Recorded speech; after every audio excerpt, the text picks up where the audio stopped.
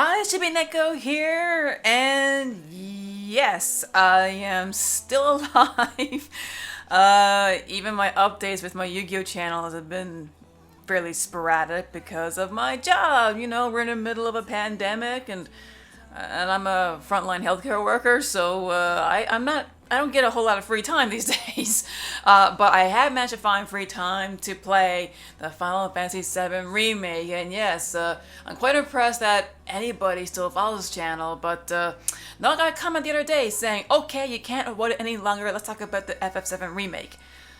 Well, I gotta do it now apparently because if anyone who has followed my channel for the past few years, I was there when it was announced. I was excited. Any news came out, I talk about it, and I was actually going to do a live stream or at least a video of me playing the demo for the first time, but I was just too lazy to. I mean, you can tell I'm lazy now. Like I'm in front of a microphone with a picture of a cat, so like I didn't even bother to get the camera out. So yeah, so I might as well talk about the remake. I finished it just the other day. Both my husband and myself did. I play the main storyline, and he does all the extra side quest padding, which there's a lot of here. Yes, the entire game takes place in Midgar, and yeah. So Tetsuya Nomura, the director, yeah, can you make this game last 30 hours? Of course he can. It's Tetsuya Nomura. He can make anything as convoluted as he wants. So let's just dive right in. Now there's going to be spoilers. Holy crap, spoilers! I can't not talk about this game without going to major spoiler territory here. But I will say this: the changes that is in FF7 Remake, I highly recommend that you play the original Final Fantasy VII and Crisis Core. Definitely play these two games if you want to get the full experience of the remake. I mean, you don't have to, but I do recommend it. I mean, they're good games anyway. So, okay. So, played it, loved it. Oh man, did I love it. Visually, it is gorgeous. It sounds amazing. There's like 5 or 6 discs from what I understand when it comes to the soundtrack. So that is massive. It has remixes of all the tracks you're going to be familiar with from the original game. There's different variants of each track. Like take Aerith's theme, for example. There's probably at least 4 or 5 different variants of it in the game. So you can expect that with battle themes, other motifs. They're all there. And there's a ton of brand new scores in this game of all kinds. Some of them are very epic, orchestral, cinematic themes, like almost akin to Hans Zimmer. And you're going to get some playful techno. It's just all over the place. So yes, this is definitely a soundtrack I would love to get a hold of, just to put in the background and listen. As far as the gameplay is concerned, we all knew this was going to be an action RPG. When this game was being developed, I'm sure a lot of people there was 2 sides of the fence there. There's a lot of people like, no, we love the original Final Fantasy. People didn't just love the story and the characters and music. I mean, they loved the gameplay too. They loved the turn-based action, turn-based battle system. And of course, other people were saying we gotta get with the times. There's a PS4. Everything's all action-oriented. But I really loved how Square was able to strike a balance between the two. The normal mode is just kind of like hack and slash, run around and use your spells, but when I played, I opted for the classic mode.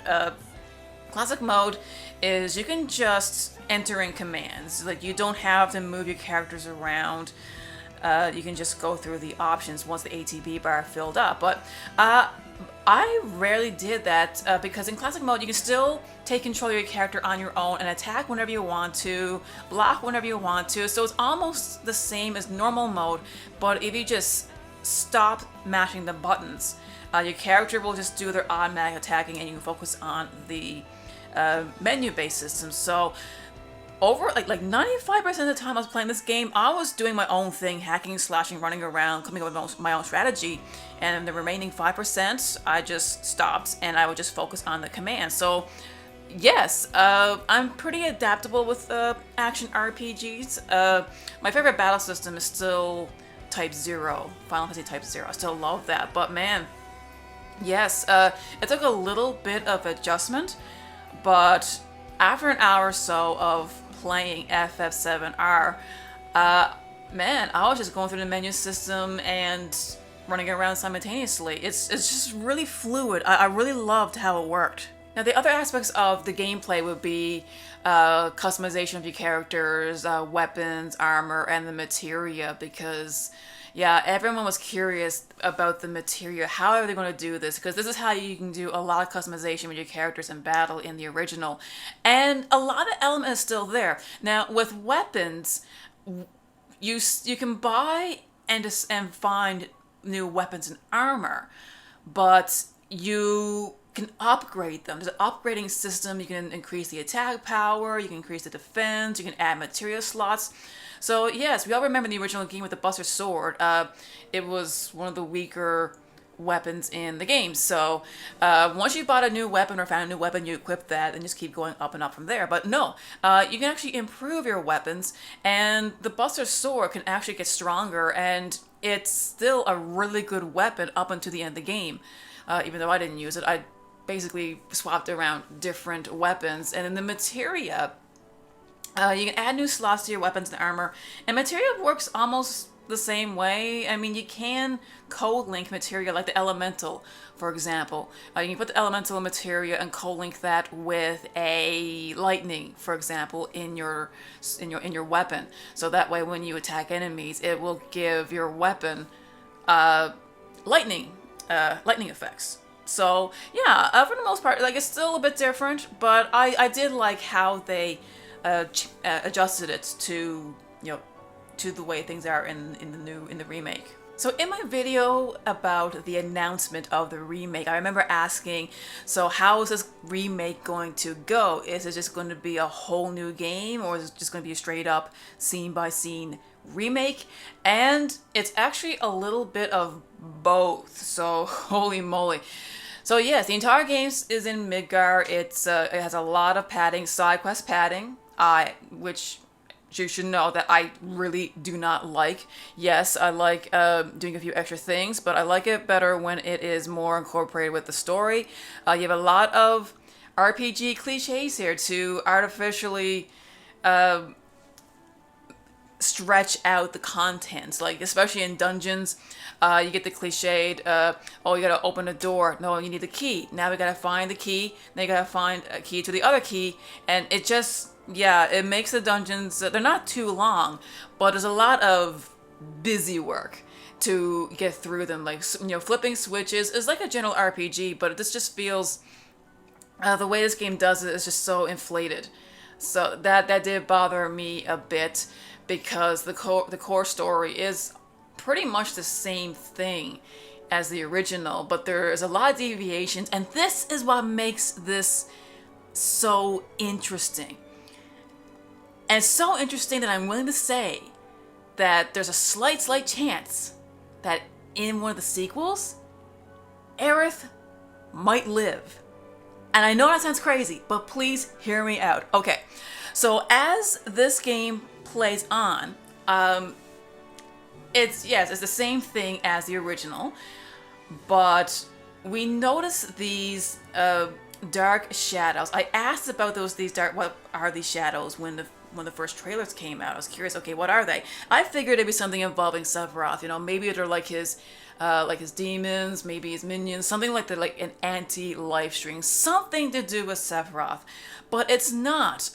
These are basically called the Watchers of the Fate. I think that's what Red 13 called them. Essentially what's going on here is there seems to be deviations from timelines. Yes, we're going to timelines here, or alternate realities.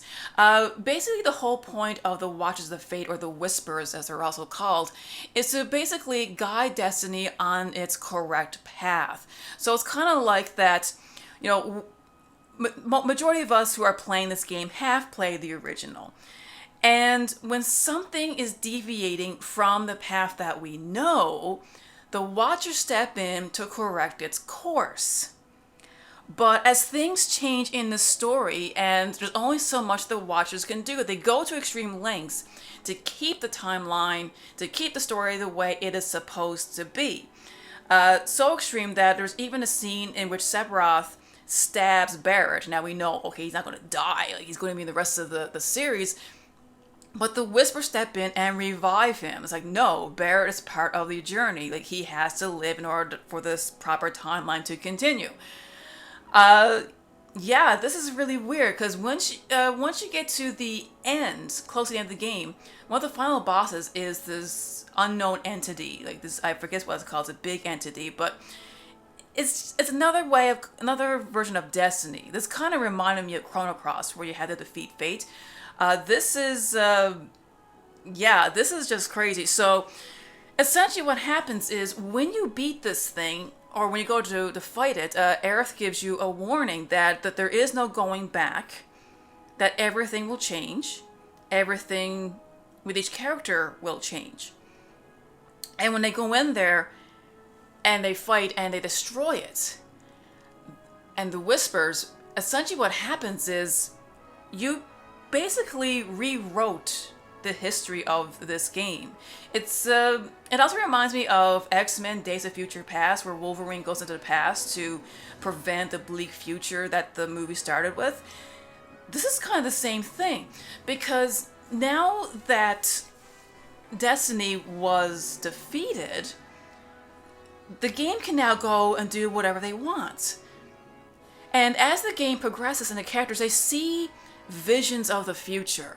Like, we see Red 13 in the future, and Cloud, he gets a lot of little visions of Aerith's death.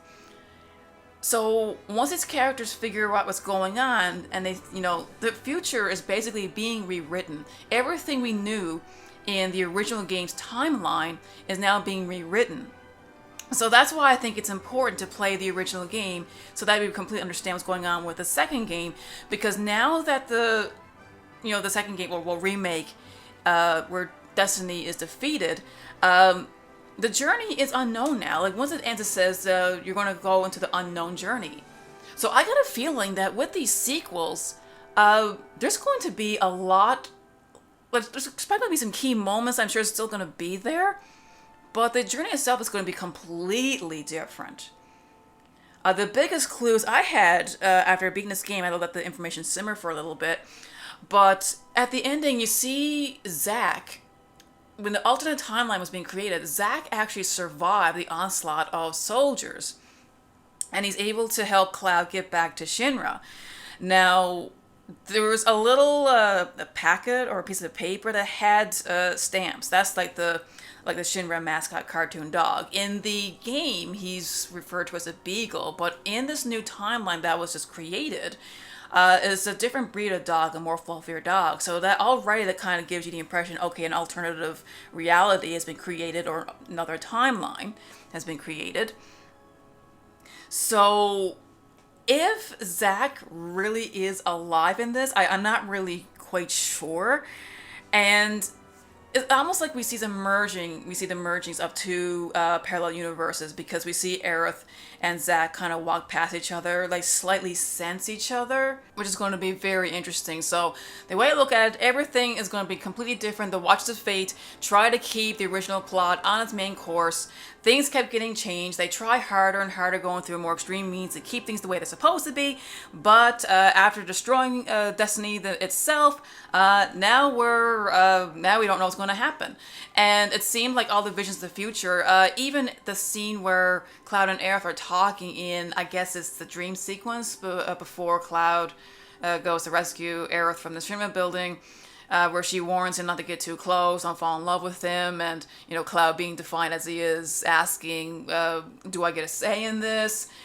It feels like it's Aerith from the future warning him, because I don't seem to get that impression from Aerith in the present. And now that everything is completely rewritten, whether it be an alternative timeline or a parallel universe, it's going to be very interesting now how this remake series is going to play. Again, I'm sure there's going to be certain key scenes that's going to be there. The game may even give the player more options now, because while I agree the death of Aerith, it's really sad. I mean, it traumatized so many people. From a story perspective, it added so much. And Aerith is one of my favorite characters. I loved how she was portrayed in this game. You know, it was centered around her even more, especially how important she is to the plot. But I can't help but wonder now, like, even though, like, even if it's just a 1% chance that she could live, maybe, like, the game might give you options. Because where Cloud had all of these slight visions of something bad happening to Aerith, if he knows, if he figures it out, he's going to do whatever he can to stop it from happening to begin with. And of course, they say that time is a river, you know, you can't really, you know, trying to correct its course, it just goes back to the way it was. So, who knows? This is just speculation on my part, but I can't wait to play the rest of these games now, because we really are in for an unknown journey. Everything's been changed.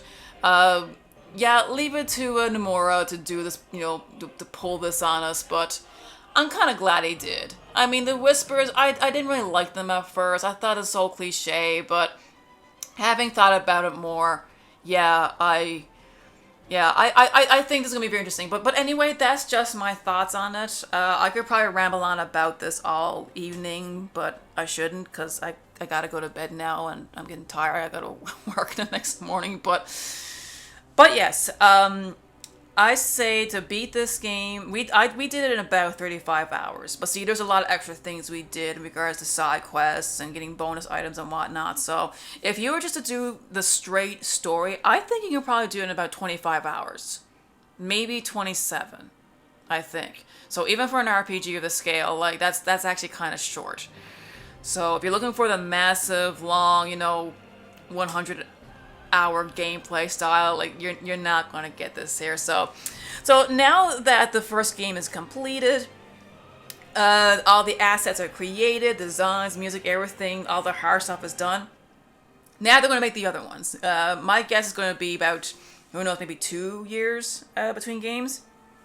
We will find out. But hey, so what do you think? Leave a comment in the comment section below, and yeah, this should be Neko signing out.